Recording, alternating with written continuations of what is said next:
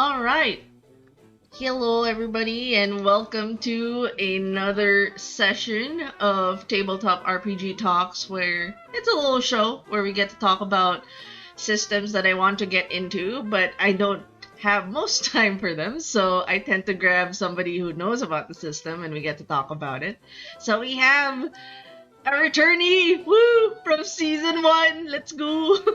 We got Jay in the house. Of course, Jay was Yo. in a lot of episodes the last season. What was it? Mage. We discussed Dune. I think. Yep. And then we also had a fun debate between Ascension and For Awakening. Ascension and Awakening. Yep. Yeah, so we had some fun debates and discussions during season one, and we got Jay back at the spot, in the guest spot. So we'll be talking about Fallout, the tabletop RPG game. Um, Definitely feel free to ask some questions on chat. We'll definitely tackle them between the conversation. And yeah, so first things first, as usual, in most of TTRPG talks, we get to know the lovely guest that is with us. I know some people who might have seen the previous shows might be like, oh, it's Jay, but it's been 2 years since since And that. I think yeah, 20, I was actually 2021. thinking about that. Do we have to do this again?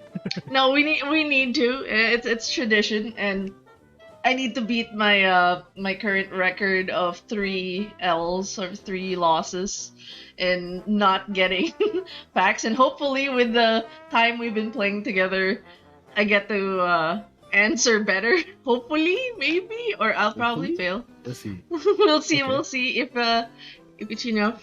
Wait, I'm gonna swap real quick to a royalty free ragtime. Oh no, not ad, not ad, not ad. Goddamn ad. Okay, so we're gonna go do a quick little intro, especially for people who are just finding out about tabletop RPG talks, and of course Jay, who didn't catch um, the previous episodes in season one. So, we're gonna start first with this is I've asked before, but just for a refresher, how long have you been doing TTRPGs? Just so people, the new peeps know on Uh record. yeah. Like, Unofficially since I was the tender age of 9, which was a long time ago. But officially from GMing, that would probably be around 1997, around the time of World of Darkness and Legend of the Five Rings First Edition. first ed, damn. Okay. So Toby had a fun story on how he started in TTRPGs. Like, what was your story on how you got into it? Like, who introduced you? Who was the? I mean, we all started somewhere. So at Mhm. 9, who introduced it to you? Who gave you this At drug nine, essentially? at 9, I found out about the hobby from a ratty copy of a mail order hobby catalog. Oh. So, to those who never understood those, they used to print magazines that were essentially catalogs of various goods being sold by stores. And people would fill out a card or a form and then mail their order along with like a check for payment to this place, and then they would mail it back. So it's one of those, you fill it out, Man. you send it over, you wait a couple of months, and then hopefully your stuff arrives. uh I'm sure it was a lot more efficient in the States, but here in the Philippines I only got it because a friend of my brother handed it to him. And yeah, that's where I started reading about it, and I figured, hey, I want to do this. And I realized that they were selling it in Vera Mall. So I saved up some birthday money and got myself a copy of Star Frontiers, which I checked at home recently over the Holy Week break, and I found that my copy of the game is still there. It's it's pristine. Yeah, Damn. Christine was That like, "Why are we in this museum? You call, you call your room." yeah, but That's Man, you can tell like how old you are with just that. Like the I know. mail Mail order order catalog. TTRPGs. Awesome stuff. Damn. Man, that's a throwback. But you lived in that era, so I guess that was like a golden age, back when Yeah, mailing stuff. go go to school by climbing a mountain up and down. That Yeah. kind of era. But Yeah. So yeah. real quick, we're gonna Hmm. go do a quick icebreaker for people. Chat can join in on this one, just like the others, where it's basically uh two truths and one lie, where you get to give three statements about yourself. It doesn't have to be TTRPG related, just for people to get to know you, of course. And two of them's truth, one of them's the lie. So feel free to I really hope I get this right. Because I've failed three times, and it's like it feels like wrong if I get this wrong, knowing you at least enough. Okay. So feel free to give your three statements. Chat, you can join in. You can guess which one of the three statements Jay's about to say is the lie. So yeah, get started. What's the first statement? Okay. Okay. So I'm also I guess you could call an amateur game designer. So out of these three statements, one of them is a lie. Uh-huh. So one is I designed a dating sim RPG for Legend of the Five Rings. Second, I designed an 80s action movie inspired RPG. Mm-hmm. And third, I designed a game featuring crack cocaine powered cyberpunk bunnies in a fighting arena. Well, oh, oh, my brain's like, what? That last part. Oh my god. So, Cocaine Bear, it's basically stole from you. Oh, Yan said one in three is truth. No Okay. hesitation from Yan. Yeah, it's like stone Man. cold answer. Like all the way. One in three is true. Okay. So he thinks the second one's the lie. Oh man. Hmm. So the first one is the dating. Did I hear that? Dating sim. The other one is the action Hmm. hero, and then the third one is crackhead bunnies, cyberpunk bunnies. Which feels Hmm. so. Okay. I at least from how long I've known you, I know the second could be the truth because it could be what was that? A Stig or Kick Ass? Was it that one? I know it could fall under that. And I don't think you're amateur because like you've been like writing for a lot of things. Just know he's like he has higher levels than amateur in terms of game design. But I think the second one's the truth because of a Stig. I think that's a Stig. The dating sim one is new to me.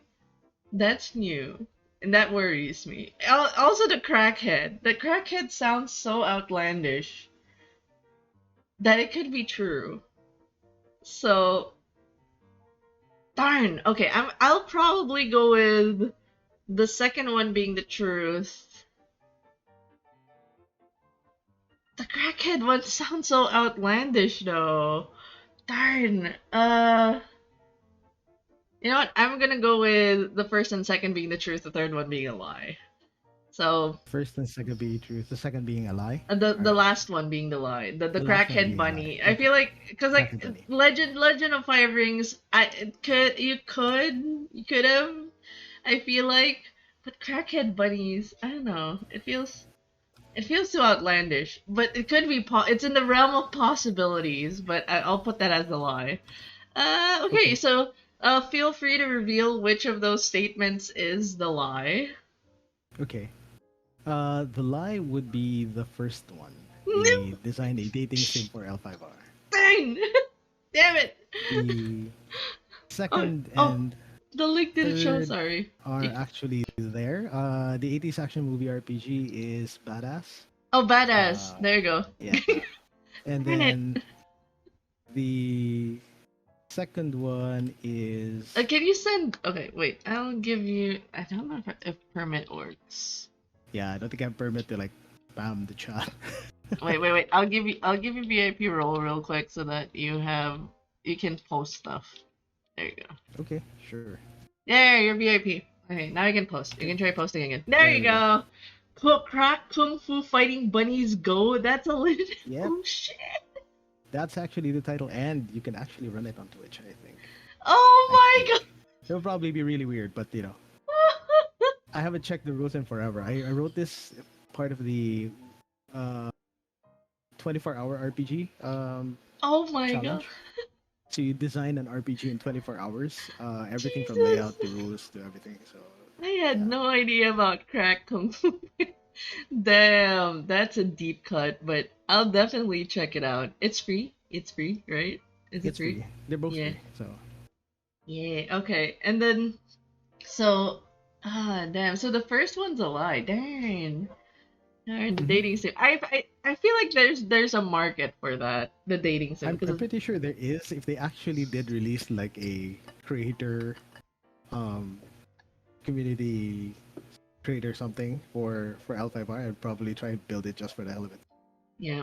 Damn. Okay, yeah, so badass. I don't know why I remember it as a sting. But yeah, I remembered kick ass badass. I was like, I remember that somewhere in the back of my head that was legit. But that's another L for me. But at least we get to know more about Jay and all of his I'm gonna run out ventures of weird trivia soon at this with the point. amount of guesting you're doing. I know. That's okay. It's okay. No, it's good enough. But yeah. So going now to getting to know you more. What are your current campaigns? Probably not giving you a slot to talk about, Mage, New York Mage. But yeah, what are your Yeah, current I've been campaigns? running Mage. That's pretty much it actually. It's the only campaign I'm running right now, which is the Mage the Awakening game that you are playing in. And Yes. yeah, I have a couple of things in mind, but I am holding off on those because the bad habit of mine is that if I start thinking about other games for too much, that means my current game starts dropping in quality. So better to Ah. stick to what we know. Okay. Well, I'm glad for season two. There's been a lot of things happening, which I'll definitely talk about tomorrow on Recap Yeah. Wednesdays.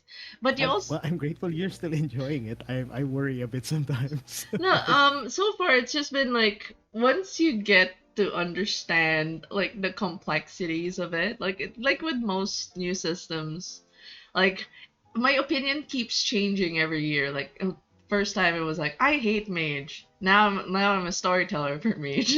I don't like awakening. So super invested in a storyline in awakening. So, people's opinion change and that's a good thing. That hmm means there's growth. Agreed.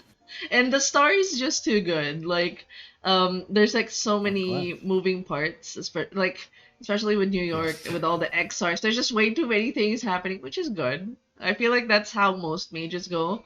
Like I was worried Mhm. with mine becoming too linear, but knowing that it's getting as convoluted as the Awakening, it's like yes, this is the direction it needs to go. This direction Like season three, to super happen. super convoluted, but Are you yeah, confused yet? If not, there's so give many it another threads, two. so many ticking time bombs. But yeah, that's Mage the Awakening for you, or Ascension.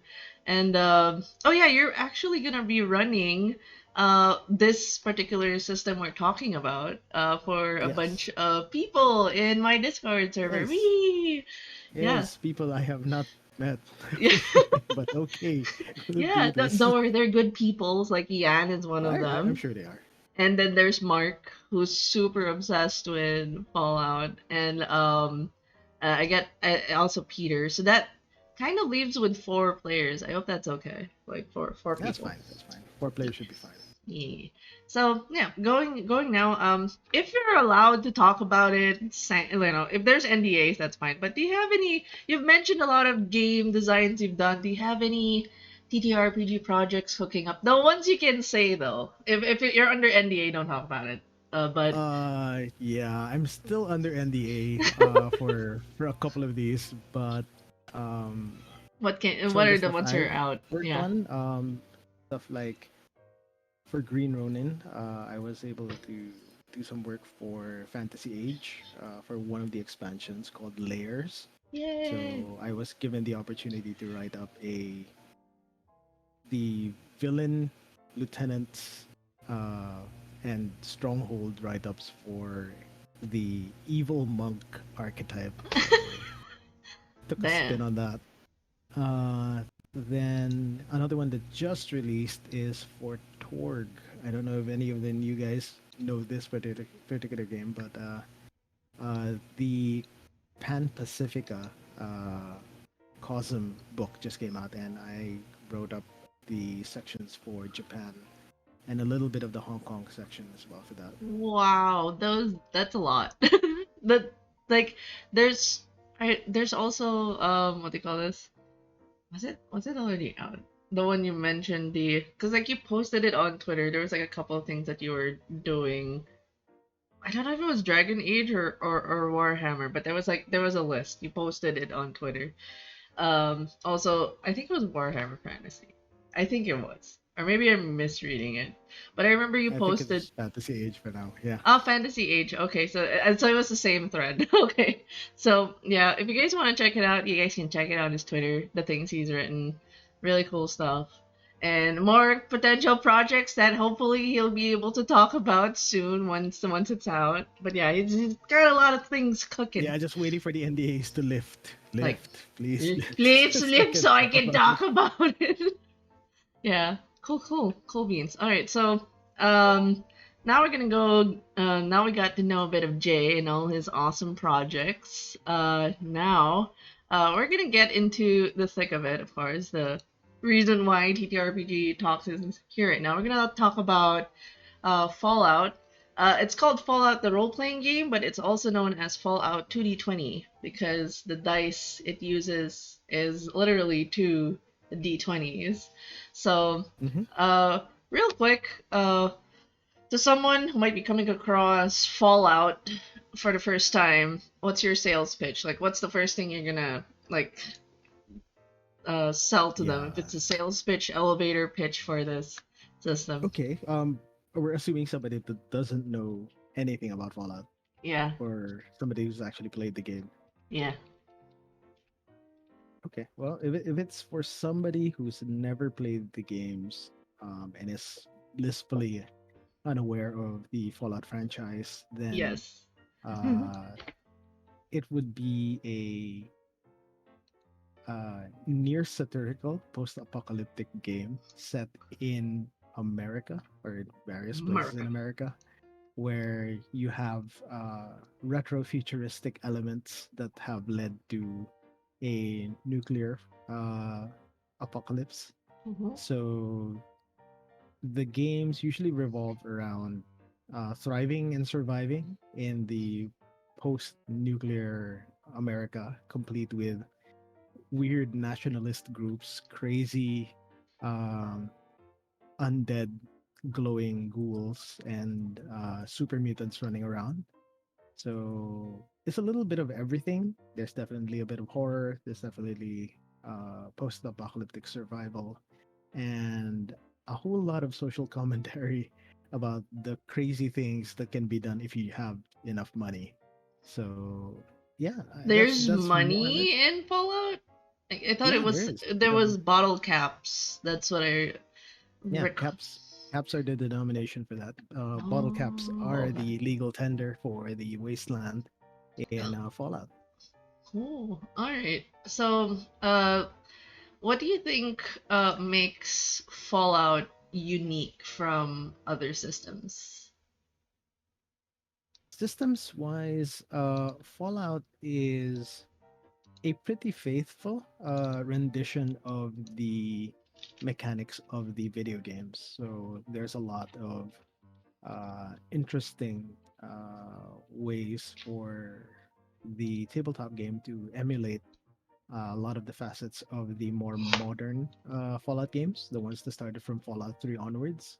Mm-hmm. So that involves a lot of subsystems. To be perfectly honest, subsystems from scavenging to tables and figuring out what you find and stuff, survival, thirst, radiation damage, hunger, random odd foods that you might run into, crazy, leftovers of old corporations and what communities have managed to spring up in the wasteland. Mhm. So you get all sorts of wacky things uh,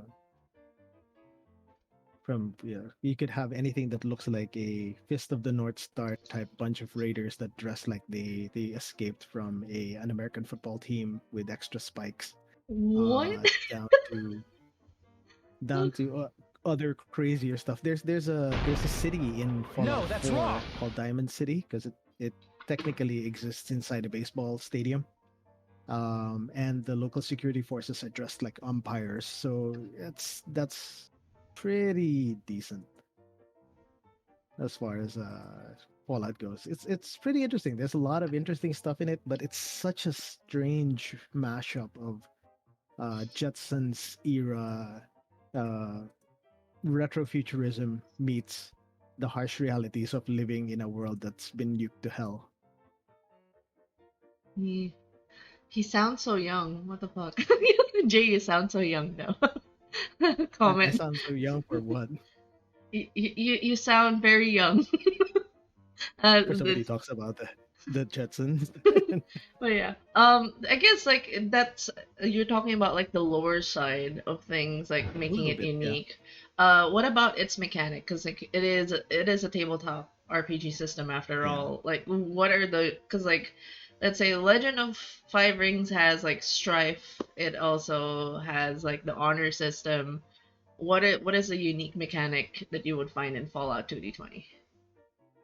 That's a little bit difficult to answer. In terms of uniqueness, it's really about how all the mechanics come together. Oh, okay. There's no one single mechanic. For the 2D20 system, there's usually a momentum or threat mechanic that still exists in Fallout. It's called action points. So you can spend your action points to do stuff. If you don't have enough dice in your dice pool, you can give your GM the opportunity to earn action points in exchange for extra dice. Um, and there's also a luck mechanic. I guess the one thing about it is that they've managed to map out a whole bunch of Fallout mechanics straight into the tabletop game. So you have stuff like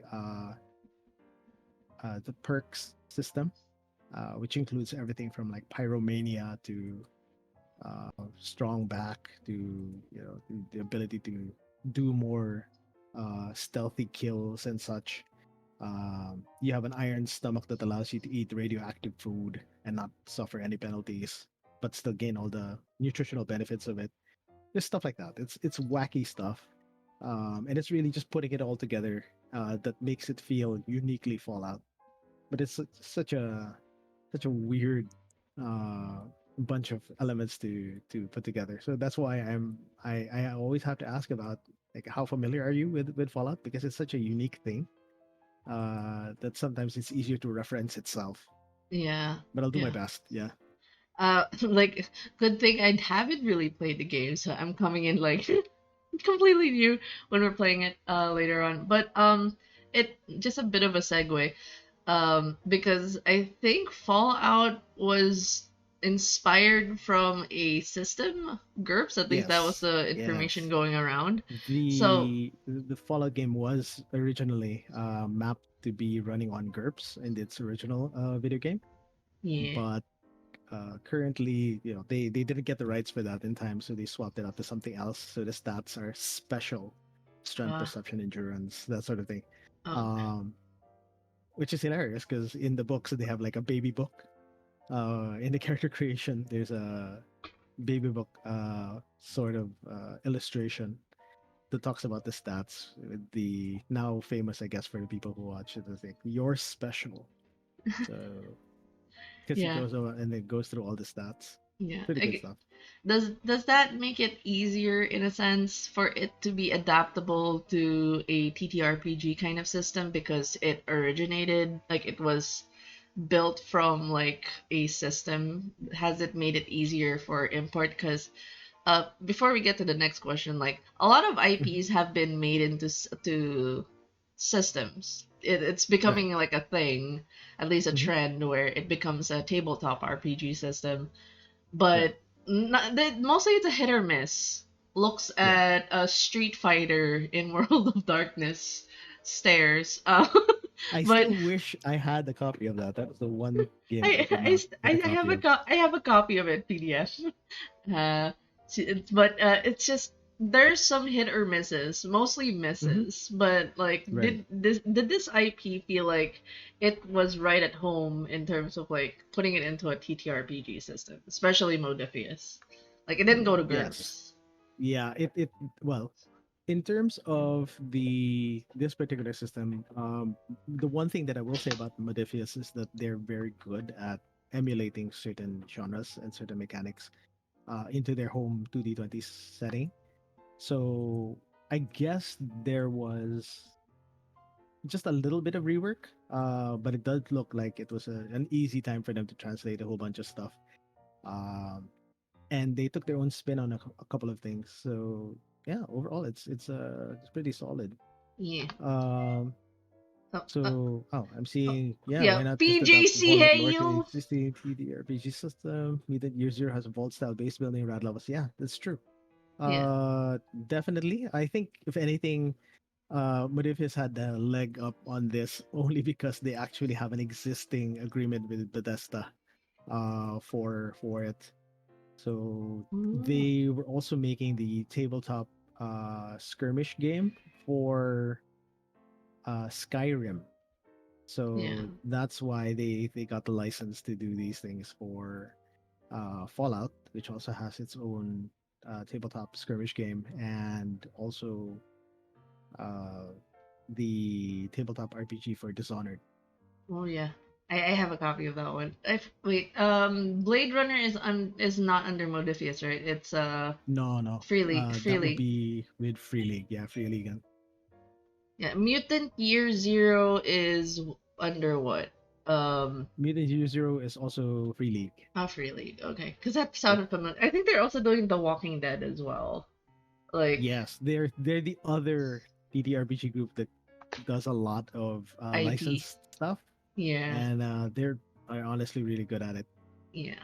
So, I guess leading up to like all the discussions about IP, um, is Fallout newbie friendly? Like, um, a caveat for that is a lot of people, including myself, get intimidated getting into an IP game because one, I'm not an original fan of it. Like, I just know it like secondhand through friends and stuff like that.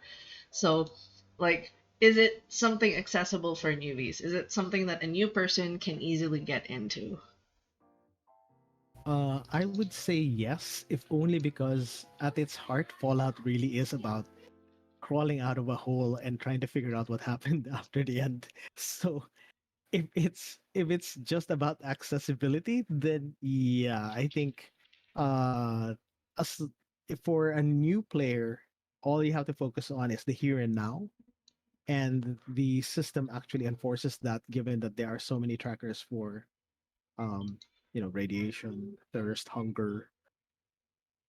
There's a random roll on every attempt to scavenge through stuff, so you don't know what you're gonna get. Like when I ran a one shot, people came out with 8 rounds of 5.56 millimeter, a couple of rounds of another caliber of bullet, neither of which match any of the guns they have. A bottle of dirty water, and I think 12 caps, and that was already a haul. So part of it really goes to the whole survival angle, and of course the other thing that Fallout does really well, and is not just your traditional um, apocalyptic setting, is the presence or the specter of Vault Tech, the corporation that created the vaults to begin with. Um, a well, I don't think this is much of a spoiler anymore, but basically Voltec is an evil corporation. So everybody that managed to Mm. survive um by being in the vaults probably did so at great cost, because the vaults themselves were uh basically all of them were intended to be large scale, unethical social experiments. So, like for example, there's one where everyone that was corralled in that vault was, at one way or another, somebody struggling with addiction, and they were allowed to live, a happy existence inside the vaults until a designated time when a cache of drugs and alcohol would be discovered inside the vault. And then the whole point of it was to monitor and study what the effects would be on the people, and basically it meant that the entire society collapsed as they started fighting each other for these things. And yeah, so stuff like that. I mean, this is admittedly tame. There are worse vaults out there, but basically, yeah, each vault has its own spin on this sort of thing. Oh, cool. Uh, so pretty interesting.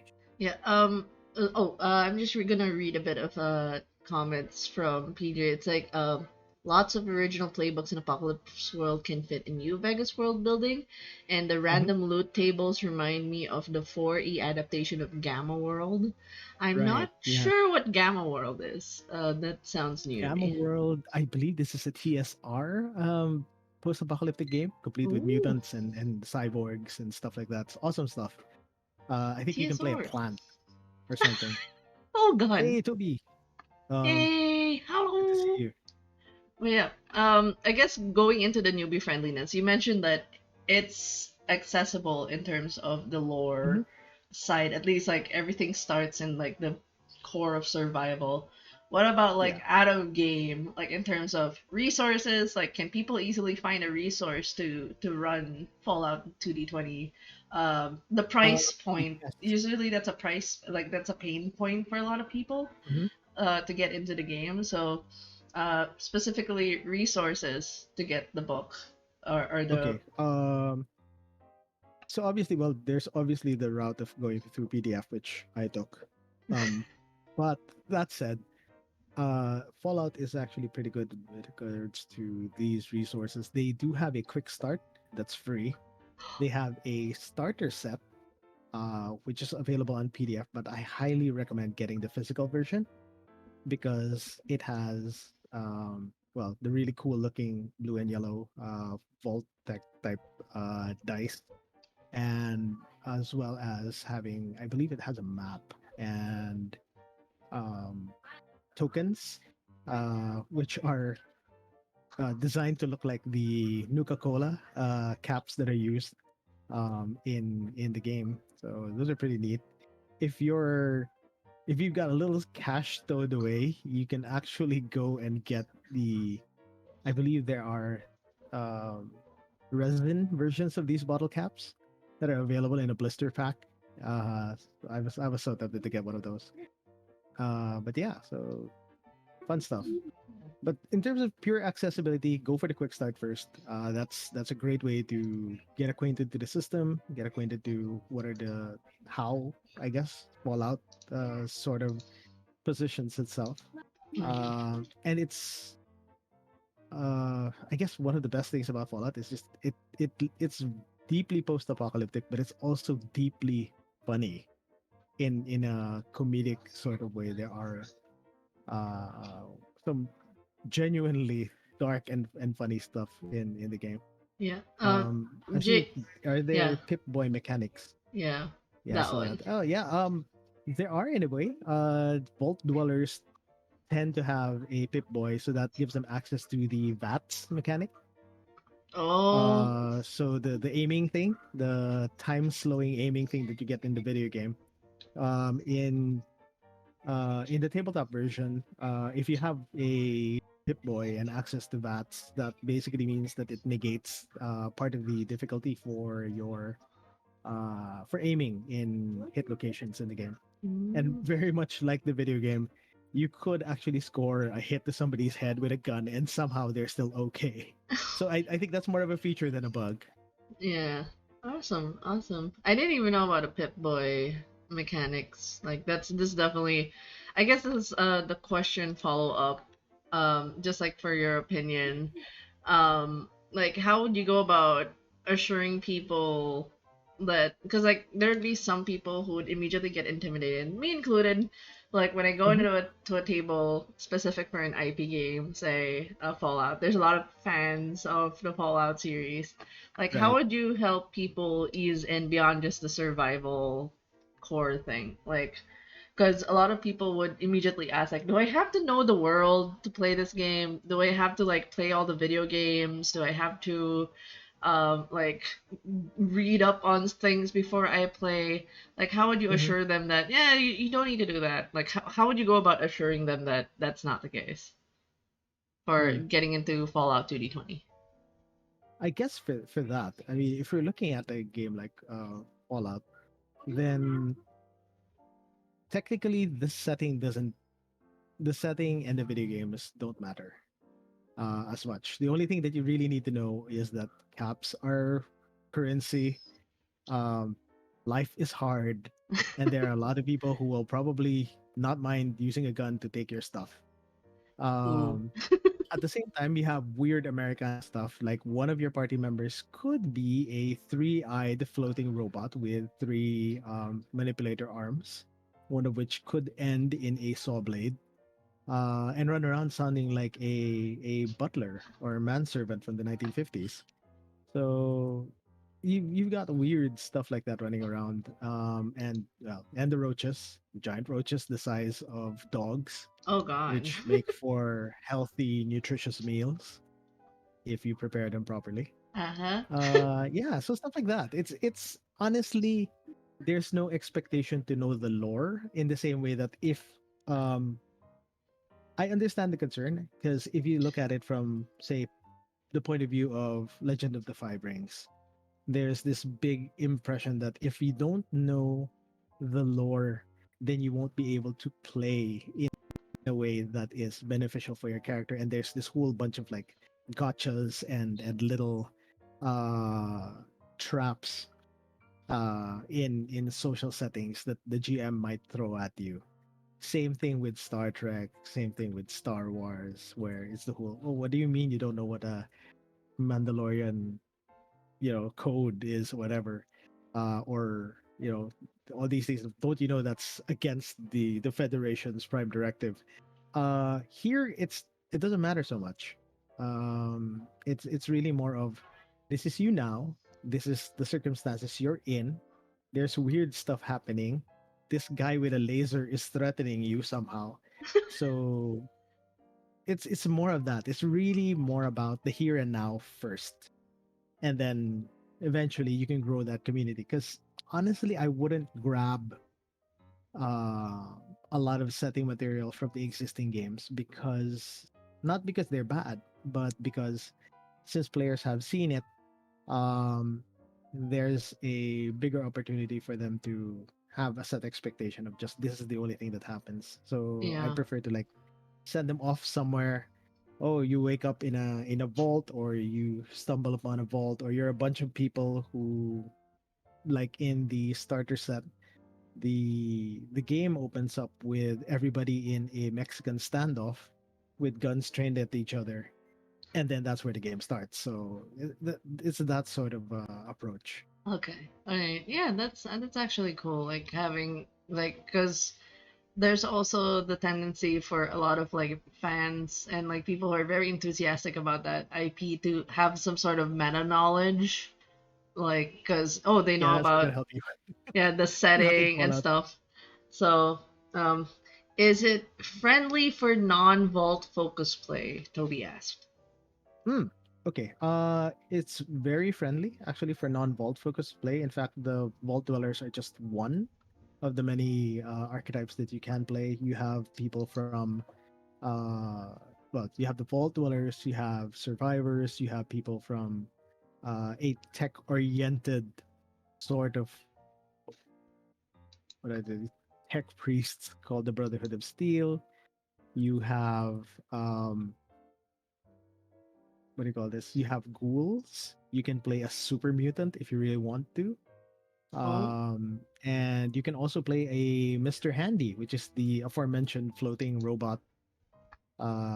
Yeah, I think so far one of my, some of the players have taken to the Mr. Handy robot the best, because there's something hilarious about having a slightly unhinged robot with a manservant voice running around.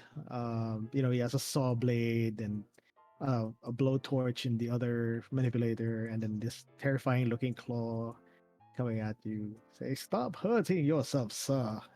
Going running around. Um, Animal. Can I play an animal? Sadly, no. There's no rules for playing an animal, but I think there is a rule Mm. for taming an animal. So if you really want to get yourself the doggo, you can earn a doggo. But I'll have to double check. All right. Oh, so now Sadly, doggo is not a playable character type. no, post-apocalyptic doggo. Nah. I mean, I feel like cats. It'll be fun to play a post-apocalyptic cat as well, but most likely we're gonna Oh be yeah. hunted down by a lot of people because meat is nice. Dog meat, best dog.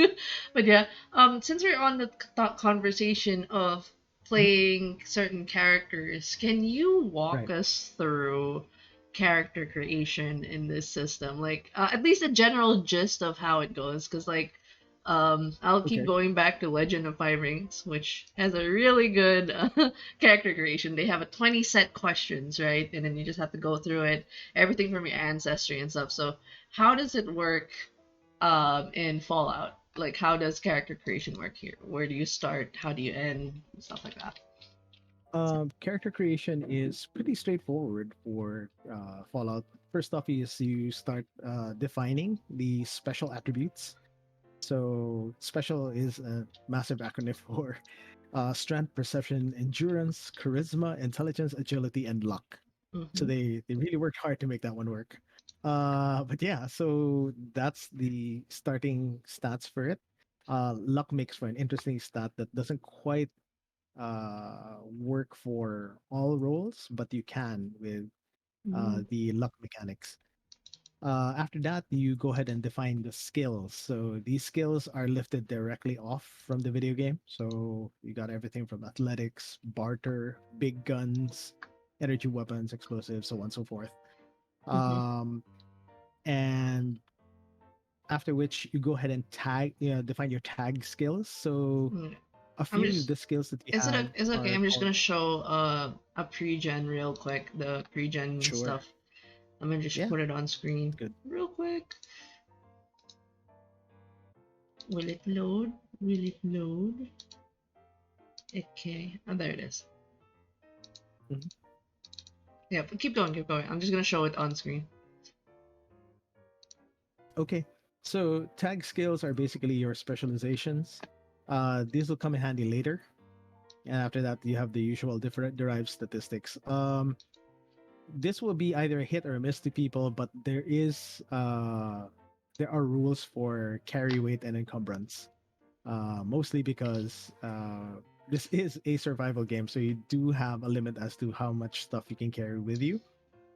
Mm-hmm. So when you're scavenging for stuff, sometimes you have to make some hard choices as to whether to keep that extra water bottle or if you really need that energy cell. Um, Where is this? Items or what? well, the The items themselves have a weight associated to ooh, them, and I believe there's carrying capacity at the bottom of that one. Anyway, maximum carry that's based weight off your strength score. 210. Yep. Okay. Yeah. So stuff like that. Um, yeah. After that, it's mostly after you get your skills and skill ranks, you choose your first perk. So there's a list of perks that you can choose from, and you get special abilities from your choice of origin, whether you're a survivor, so on and so forth. And yeah, so like this one, heavy-handed scoundrel and daring nature. Me. So yeah, I believe heavy-handed is a perk, so your melee damage bonus increases by one action die, and melee and unarmed attacks suffer a complication on a 19 to 20. So I'm not sure how well we want to go through like all the nitty gritty of these rules. Hello there. But yeah, the hold on. Once you've chosen your starting perk and do your drive statistics, then you go ahead and pick your starting equipment. Mhm. So It's in weapons, this uh, one, or it's yeah, the equipment, yeah, the equipment in general. So like the weapons you start with, in this case, is like the pipe gun, and then on the second page, I believe there's some stuff here, tough clothing. the Yeah, tough so they have those, formal and then at the hat. bottom, Oh, yeah, hey at the Paul. bottom you get tough clothing, formal hat, formal clothing, knuckles. I'm guessing these are brass knuckles, pipe gun, noodle No, cup, no, pork and pork and beans. beans, loaded Yeah. casino. Nice. Okay. What is it? All right. So I guess we're getting some questions Questions. in. Is it the Yeah. same 30 points on special? Um, no, they're not exactly the same as the video game. You can buy up your attributes, and you spend 5 points across your seven attributes to a maximum of 10. Uh, you can reduce any attribute from 5 to 4 to gain a point to spend to increase it. So in terms of character creation, it's a little more balanced. You can't exactly go with that one dude who has zero or one intelligence, Yeah. uh, which is perfectly doable in Fallout 2 and leads to some very interesting dialogue options.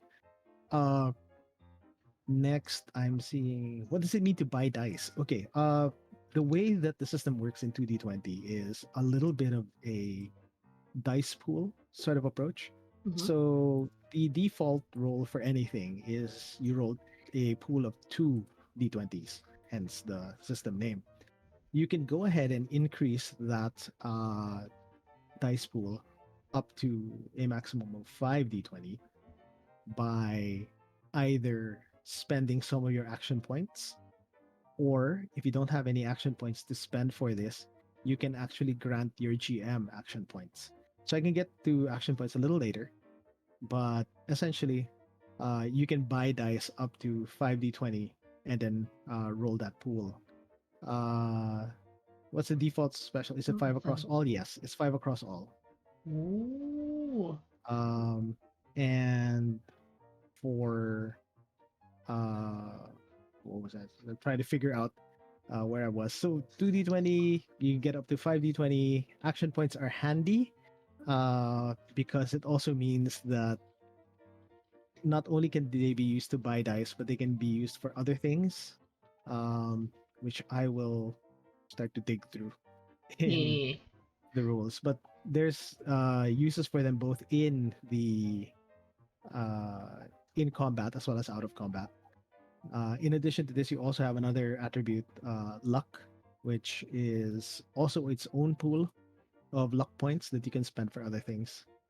Yeah. So a Wait, whole bunch of other did we answer the rules for shelter management? Is that something we rules covered for up? shelter management. Yeah. No, Let Toby me double asked check. us. Yeah, I do believe there might be. I'll just have to double check. Okay. Uh, I was a little too focused on figuring out the general rules. Yeah.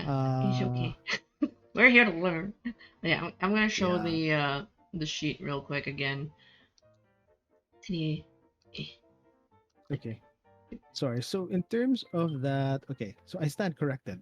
I've apparently been thinking of Mutant Year Zero. Oh.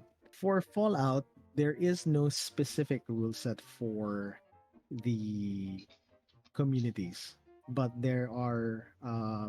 there's general guidelines that can help, Mm-hmm. but not quite the same level as in say Mutant Year Zero and the upcoming Broken and Weave game that promises to have something like that. Uh, are legendary weapons extremely rare? Uh, yes, they are extremely rare and they are very hard to get stuff for. Is it still Um, under a loot table, or that's like the GM has to specifically put that specific item in game? Because like, That um, depends because they are in the loot tables, but the loot tables are also very based on availability. uh, So there are some loot tables that are, this is the usual loot table you get, and then here's the really rare loot table for stuff. Like, Uh, is it encouraged that you would use loot tables? Like, cause in most systems, I would say I'm using magic items as a term, the catch-all term. mhm, Like, a lot of DMs have to think about the scaling of like, cause the moment they give like a powerful magical item to a team, it would break the game. So is it right. recommended that people go for the loot tables, or is it something that, oh, we can just place this really powerful item in this after they survive this encounter? Like, what would be your approach? Like, would you lean on loot tables, or you're just gonna put an item there? The If you really want it to be as close to the video game as possible, then you would go for loot tables for majority of the things. And then maybe slip in a couple of things if it's important to the campaign.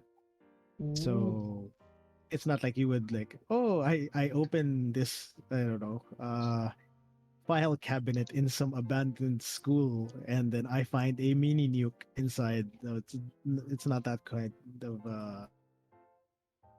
Ooh. uh and then again, there are the weird situations where if you just rely on pure rolling, um then you end up with what do you call this, you end up with odd results, like, oh, I found myself three what do you call this, entire bundles of ammunition, none of which work for the guns I'm actually using. So that's a thing.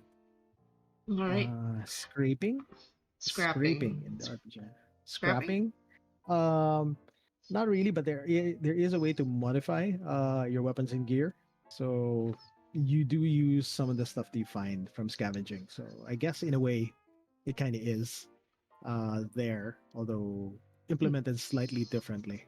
Oh, oh, I just wanted to So ask, like, mhm, just for since I'm seeing the sheets right now, like the skills rank 2, 3, how does that apply in the dice? Like this. right, okay. So dice pool. Remember I mentioned that there was a your default dice pool is 2d20. Hmm. Now, whenever you make a roll, you have to compare each individual die versus a target number defined uh, by adding the relevant attribute to the relevant skill. Hmm. So, for example, in this character sheet, if I were to do a barter check, then it would be my 7 charisma plus uh, 3 barter. So my target number is 10 and below. Mm. So every d20 I roll that scores a 10 or below counts as a success. Oh, so it's addition of this plus the rank, and that's like Mhm. your DC or like your Yes. cap. It's Okay. always, your DC is always determined by your stat plus your skill. And Ooh. then each individual die is checked against that. Now, if the skill is tagged, like what you see here, then that means if you roll a d20 and the score is equal to or below your rank, then that die counts as 2 successes rather than just one. So that's where the Ah. specialization for tag skills come in. Speech unarmed. Okay, that's cool. That's cool. And this is all part of like you get to choose what tag skills you have in your Yes, character you create. go How ahead and many? pick which one. Yeah, So it's not like you start with limited three to a tag skills. class. It doesn't have like a specific class No, thing. Okay. nope. The only thing determined by your origin, or I guess class in this one, would be the stuff you start with and the stats. What do you call this? The special abilities that you Mm, might have. So, like the ghouls are immune to radiation, for example. I see. I see.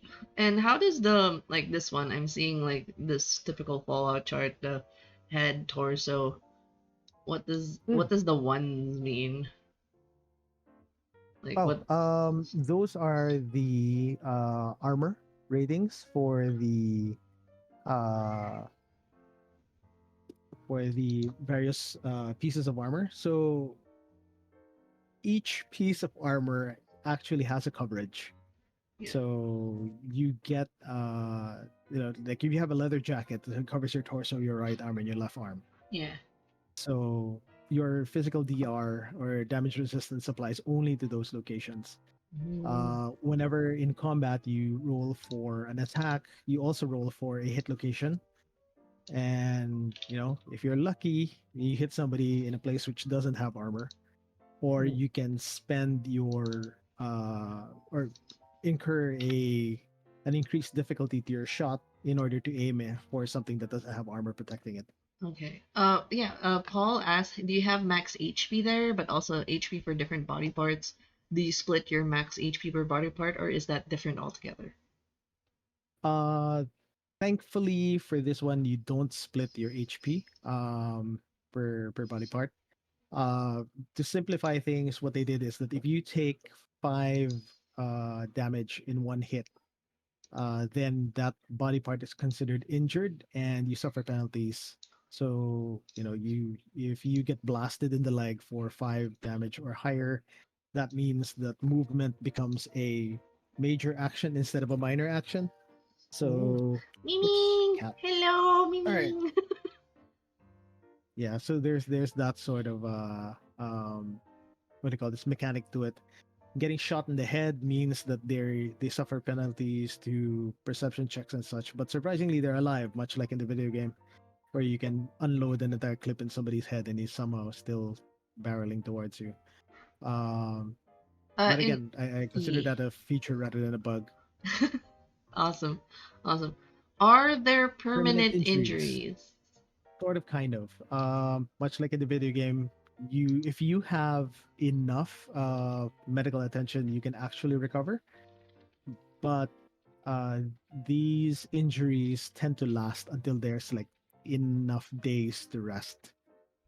So taking an injury in the middle of combat, in the middle of like a mission, for example, would be problematic because first aid can remove the injury's effects until such time that that body part gets hit again, in which case it will just immediately trigger, and you'll be back to crawling on your hands uh, to safety, hopefully. Oof. Yeah, some people can die with permanent injuries, right? In this game. Yes. Yeah. I mean, honestly, given that you have like 12 hit points to begin with, getting hit by uh, enough shots will probably kill you pretty quick. Can you craft your own unique armor and weapon? And also, which stat they belong? Um, there are weapons modding, but not entirely creating a unique armor or weapon. I will have to double check if they do anything like that. Those flamethrower chainsword type things in the video games. But I wouldn't hold it against anybody from trying. I mean, as a GM, I would definitely encourage it. Yeah, probably much to my own. I will regret it, but I will encourage it. Uh, and besides, you'll need gasoline, so that's another thing for you to venture into the wasteland to find. Oh, yeah, that's true. It's gonna need a lot of parts for it to work. Oh Yeah. yeah, definitely. Right. So, we've gone through a bit of character creation and like a bit of the mechanics in a Hmm. sense. Um, we've discussed a lot of mechanics, like everything Yeah. from items, carrying capacity, origins and stuff. Which of these mechanics that we just discussed or haven't discussed yet is something that you love and something that needs improvement? Okay. I suppose it would have to be the same mechanic. Oddly enough, the weapons, equipment, and crafting for Fallout is extensive, mostly because they really wanted to emulate what Fallout 4 did. Mm-hmm. So, if you're a real stickler for accuracy, then you have a workbench for everything. There's a specific workbench for armor, for chemistry, for cooking, for power armor, for repairing, quote unquote, healing robots. And there's also a weapons workbench. And then all of these interface with your character in one way or another. You make repairs with them, and there are materials necessary to do stuff for repair and crafting of stuff. And there's a whole bunch of I guess toys. So I guess if you're a fan of a lot of old cyberpunk RPGs where there's a massive shopping list chapter for gear, then you'll feel right at home for Fallout. Hmm. Uh, how does recruiting companions work? Is it part of charisma? In a way, it Excuse me. is. I suppose from a tabletop RPG point of view, technically the idea is that you guys are the party already. As opposed to like in the video games where you start off and you recruit whatever strange person you run into. But for that, I would definitely say that you definitely be using charisma for it. And I'm sure that there are a couple of perks that might help along the way for that. But yeah, anyway, so yeah, the equipment chapter, equipment and stuff. It's Does it a have it's a double everything? edged sword for you. Like, Yeah, it's got a lot of stuff. There's literally a chapter, well, not chapter, but a table for consumables that includes everything from baked bloatfly to crispy squirrel bits, oh god. mole rat meat. Mhm. It's very accurate to the game. Yeah. Oh, just gonna hey, Nak. So maiden list is my child. Nak, if you want to try out Fallout, we're actually playing on the Discord. If you're free on Saturday, we're playing at 4 p.m. to 9 p.m. Philippine time. If you're free, or if you wanna hop in and listen in and see how the TTRPG works, just extending that invite. Actually, to anyone who wants to like listen in, or if you guys want to play, we're currently playing with 4 players. So if you guys want to listen in on the Discord, it's just a private game in Discord that Jay's running. If you guys want to see the mechanics in action, you guys can definitely hop on in and see how it works. It's 4 p.m. to 9. Just really just going through a one shot for this one. So yeah. One Hmm. more I guess follow up question in related to I guess this is just like a curiosity on how to, since you're seeing that items are like a good and bad thing, how would you simplify it? Like you being a GM, you've GM for a lot of systems, there's probably a way for you to handle that, or how would you improve on the items? Like how would you see it as, like what would be a good direction to make it simpler uh for this issue? Honestly, I think that's the problem. It's not that I want to simplify it. It's just there's something about uh the whole idea of rolling to see what you get. That has an appeal, particularly in a post-apocalyptic game where you don't know what you're gonna get. So you go ahead and like uh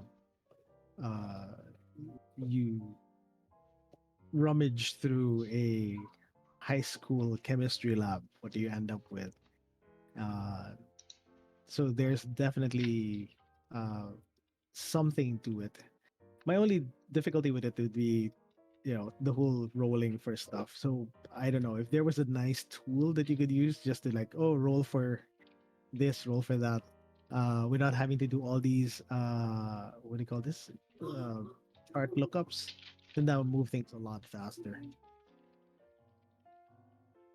Yeah, just giving the timeline for people. Oh, awesome! If we can listen in, yeah, yeah, I Yeah, don't mind. That'll be this weekend, yeah. Saturday. Yeah, Saturday 4 to 9. Jay's running it for me and a couple of friends, but you guys can hop in and see it in action if you guys like.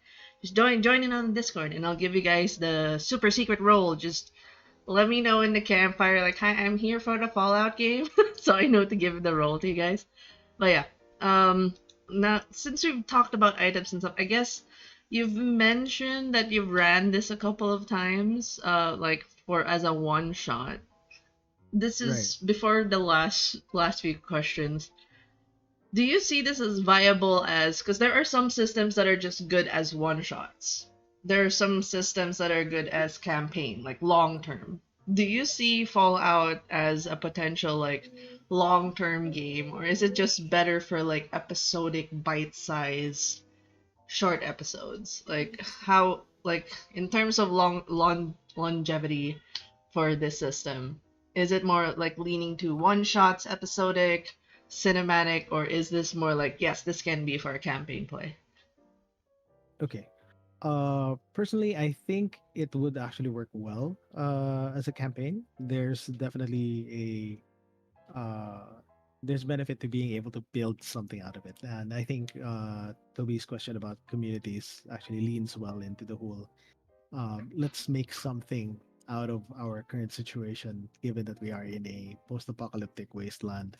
Um, so it's either, it's the whole, oh, we've managed to somehow adopt a community, or it's a found family kind of campaign.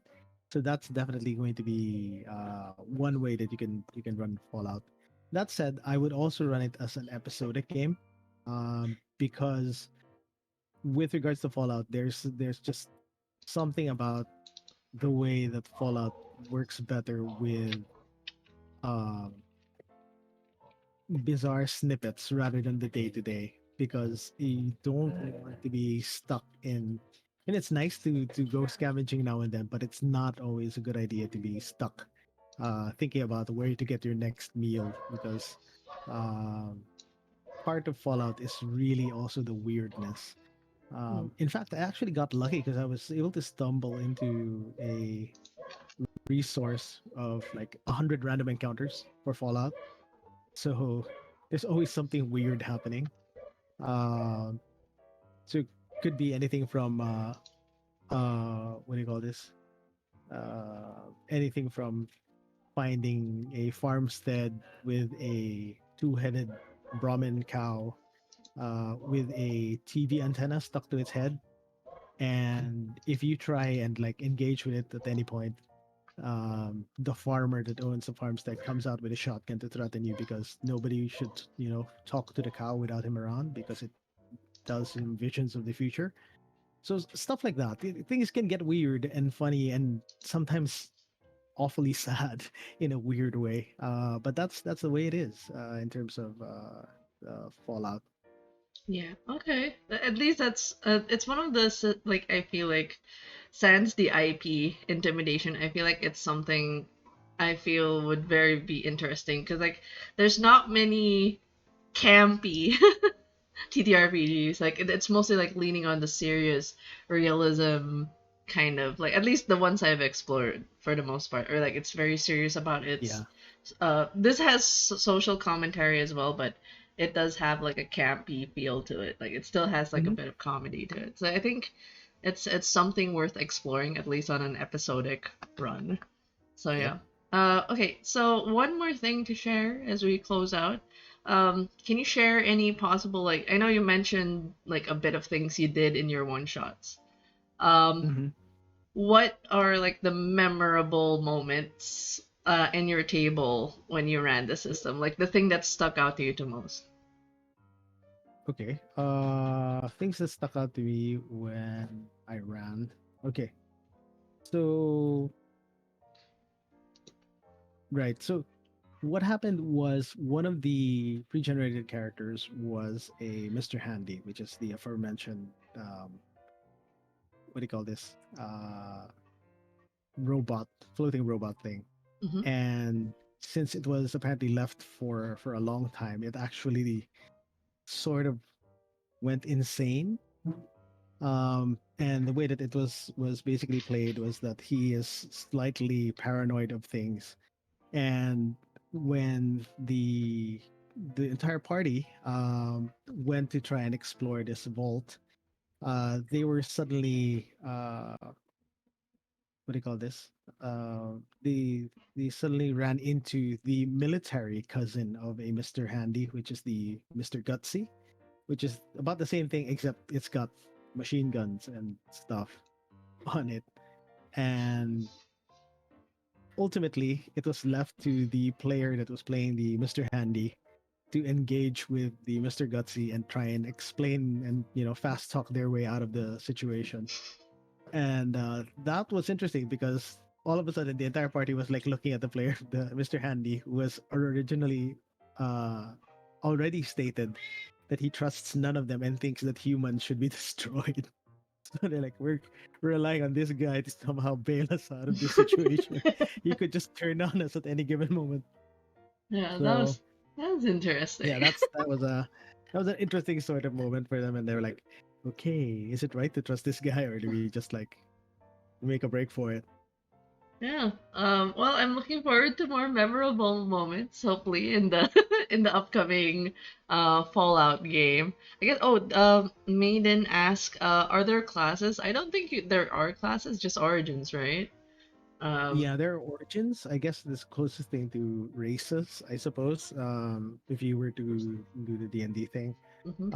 but the everything else aside from that is defined by you. So you go ahead and buy what skills you feel are most appropriate for your particular choice of character. So Mm.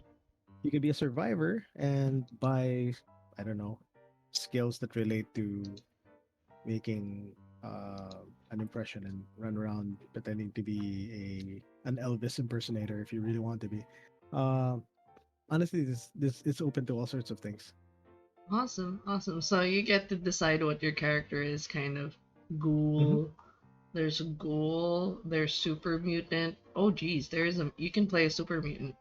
Okay, Yep. cool. Ah, and you can play a Brotherhood Initiate and a Mr. Oh, this is the Mr. Handy. Yeah, the Marvin Mr. Handy is pretty cool. and a Vault Dweller. Cool, cool. So we're gonna. Uh, is it Hey, game breaking if the GM gives the party the party power power or? armor at level 1. I Ooh, wouldn't say it's game breaking because in the same way that Fallout 4 handles power armor, there's a lot of maintenance required. So you awesome, can't really go very far outside of the uh I guess your repair bay for it. And if you wreck something, good luck finding the parts for it. So awesome. yeah, you could start with the power armor, and I guess you can balance it out by sending a death claw or something. Yes. All right. I guess that covers most of our discussions for TTRPG talks. Like the key takeaways for right now is like there's again like I've said in most things. I hope you guys get to try out different systems, especially like these. Like I know it's interesting to see 2D20s. And there's probably a bit more math involved because of like the DC being established by your what was that attributes and your skills. So it's gonna be completely new, but always the takeaways is try something new. If you guys are into the post-nuclear Fallout kind of thing, the names. Oh god, I'm already having ideas. Cool, cool. So if you guys want to try out It's new fun. systems, definitely check out these. And like there is a quick start. I've been sharing the quick start. It is free, which is amazing. And you guys can buy the actual book in the Modifius store. I think Modifius also carries Dune, Hmm. uh, Tales from the Loop. Is that did they handle Tales from the I think Loop? that's free league. I keep remembering Free League. I'm very biased to Free League. I'm sorry. I'm sorry, Modifius. But it's like there's Dune and Fallout, and I think they're also covering. You mentioned another IP that they're handling. Yeah, I they don't um Homeworld. Homeworld. They have a Yeah, lot of stuff. Homeworld, Infinity, Homeworld. Conan, Yeah, there it is. But John yeah, there. Carter of Mars. Yeah, the quick start is actually a free PDF. You can download that Maiden Lessons. Definitely Yep. free. If you guys want, they definitely gave it for free. Here, yeah. So Yeah, yeah, go you guys grab it. can It'll be fun. definitely start. And for those who are just tuning in and you're at the tail end of the stream, don't worry. This is gonna be in a VOD for you guys to review and listen into Jay's little discussions on the mechanics, how character creation works, the item itineraries, and all that. You guys can definitely check it out post VOD. If you guys didn't catch the full live stream, it's totally fine. Definitely will put it up as a VOD. So any like it's so weird. Any last words before we end the stream, Jay? Like anything you'd like to tell people in regards to like trying out systems, et cetera. Oh, Key takeaways. well, usual. Keep yourself open to different systems, and I guess that's one thing about Fallout in particular is that it's an interesting take on how you would try and make a tabletop version of an established video game experience. Yeah. So I think it's got a lot of lessons to teach as far as game design is concerned. And honestly, if you guys have seen the art inside, it is a very very beautiful product. So it's definitely something that would look really good in your shop or your coffee table. Yes, exactly. I actually have half of mine just buying it because like it's so pretty. The blue Vault Tech cover is just it's too pretty. But yeah, thank you guys for joining in. This is like one of the few episodes in season two that had a lot of interesting questions and a lot of engagement in terms of like people asking questions. One being Toby's and then this one. So thank you guys. Keep the questions coming. I think next week we'll be talking about Savage Worlds Savage Worlds. with Arj from Arj Game Room. Really excited for that. Still figuring out what's gonna be our season finale because we're gonna close things out at session 7, as is tradition. We're just gonna close it out on session 7. So I'll keep you guys updated on what the wild card would be for the season 2 finale. Thank you, Jay, as always, for Yeah, returning no and problem. always Always happy to be and here. being my resident drug dealer for Librarian. TTRPGs. Like I'm always learning about new systems either through you through Toby, and it's just like more things to add to the backlog to play. But yeah, really looking forward to Fallout this Saturday. Again, for those who are interested in watching, we're not gonna live stream it. It's just gonna be a private game. But for those who want to sit in and listen to 5 hours of good Fallout gaming, see it live, see it in action, just go over to the Discord and I'll give you the role to access the VC as the 4 players will be going through. I forgot what timeline the quick.